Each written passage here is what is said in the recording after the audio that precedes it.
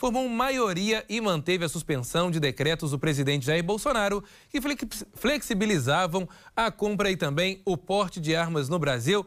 Quero chamar o Pedro Bonenberg. Pedro, travo no flexibilização, mas continuo com a informação. Como é que foi essa votação? Conta pra gente.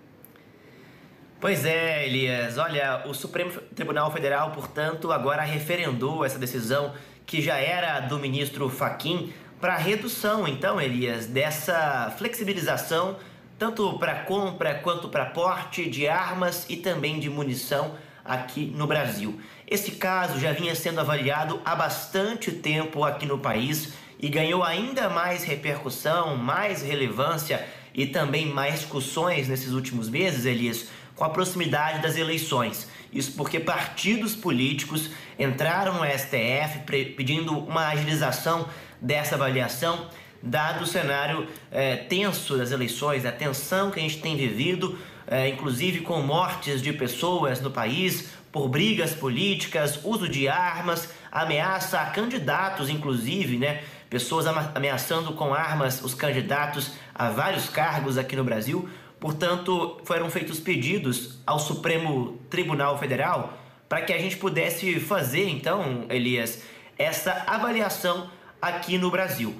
Então, a gente tem agora acontecendo no país esse reverendo, então. A decisão do ministro Fachin já havia sido dada, só que nós tivemos diversos pedidos de vista aqui no Brasil, da ministra Rosa Weber, também de Alexandre de Moraes, mais recentemente de Nunes Marques, que pediram vista para ter então um tempo maior na avaliação desses casos aqui no Brasil.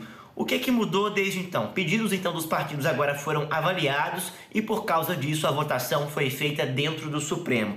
O Supremo definiu, portanto, que a avaliação de Fachin estava correta. A maioria dos ministros conseguiu ter essa mesma avaliação, o mesmo entendimento, Elias, trazendo então esses pontos. Entre outras questões, agora para ter um porte de arma, Elias, é preciso que haja uma justificativa dentro de um âmbito profissional ou mesmo pessoal que justifique a compra e também o porte dessa arma. Também houve uma limitação na quantidade de munição disponível para cada pessoa aqui no país, algo que foi limitado pelo STF. E essas limitações, então, são impostas dentro de decretos do presidente Jair Bolsonaro, que haviam flexibilizado essa situação e também indo contra aquela outra lei, aquela outra legislação que a gente tinha no Brasil quanto à posse de arma, o uso de armas aqui no Brasil.